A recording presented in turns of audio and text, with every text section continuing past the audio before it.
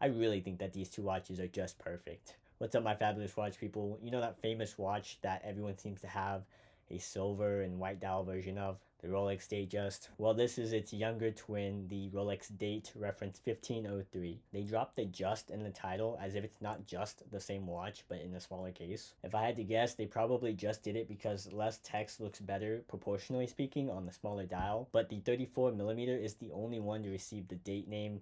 The smaller 31 and 26mm watches didn't get that. This watch has a diameter of 34mm and a lug to lug of 40mm. It is 12mm thick and uses an odd lug width of 19mm. Look at it on my wrist. It just wears like a dream. I love these smaller dates. They just look so fantastic on smaller wrist. I have a 5.5-inch wrist, or approximately 14 centimeters if you're somewhere else in the world. It was super comfortable to wear it in the shop, but you might say, but Keanu, this has a 14 karat gold case and I don't like wearing gold. And to that I say, they also make this watch in stainless steel, and it also looks fantastic on my wrist because I can just carry gold and silver just like that. The gold just pops. It looks so good. I don't know why you wouldn't want the gold version.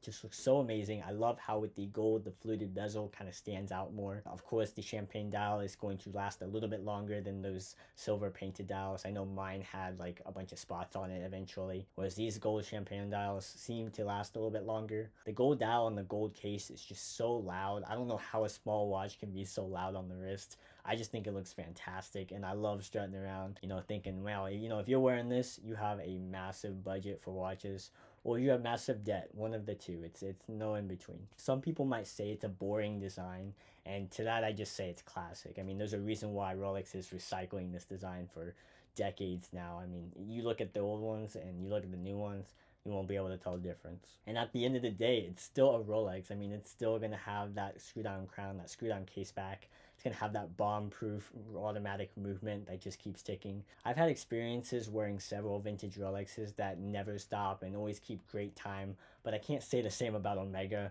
I've tried to get a new Omega. I've bought like 3 different Omegas, and all of them had issues with their movements. The Railmaster was too loud, the Seamaster just stopped working, and same thing with my 30T2 movement. That thing just doesn't keep good time, and it's just I can't seem to get a good Omega watch yet. But that's okay because I am just loving the way that this gold Rolex looks on my wrist. But maybe it's too flashy for you, and if I haven't scared off the Omega fanboys yet, this is for you. This is the Omega Seamaster Chronograph reference 105005.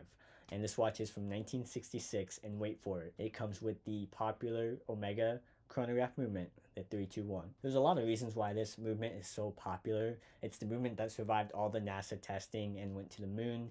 It's really pretty to look at. Just look at all those gears and all those gold highlights. It's even said that watchmakers would assemble it and then take it apart and then put it all back together to ensure that everything fit just right. The Seamaster's cousin, the Speedmaster, would typically have the tachymeter outside of the crystal, whereas of course the Seamaster chronograph has the tachymeter inside of the crystal. Not only that, but it wears much smaller than the Speedmaster. The Speedmaster has a diameter of 42mm by 47mm, whereas this watch is going to wear much more comfortably on smaller wrist. It measures at 36mm by 40mm. It's only 12mm thick, which is really nice for a mechanical chronograph with a domed crystal on it, and it's going to have that more versatile lug width at 18mm. The only issue I have with this watch is that it is gold plated and not solid gold.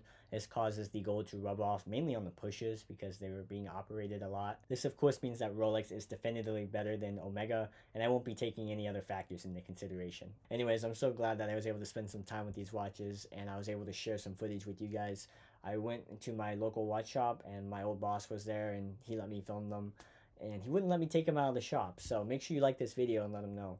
But there was also a friend there, and he was really friendly. He liked my videos, he subscribed, and so it kind of made my boss, he was like, oh well, let me pull up your channel, let me subscribe.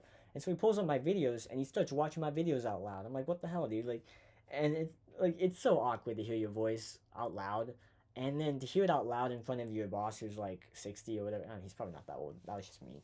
Anyways, it was just a really awkward experience, but I got 2 subscribers out of it, and anyone who joins the family, I love it. Subscribe if you want to join my collecting journey. Awesome. This channel is all about sharing stories and footage of watches that I find, and this watch right now I'm wearing is the Movado. It's just a 14 karat, square small case. Just looks awesome.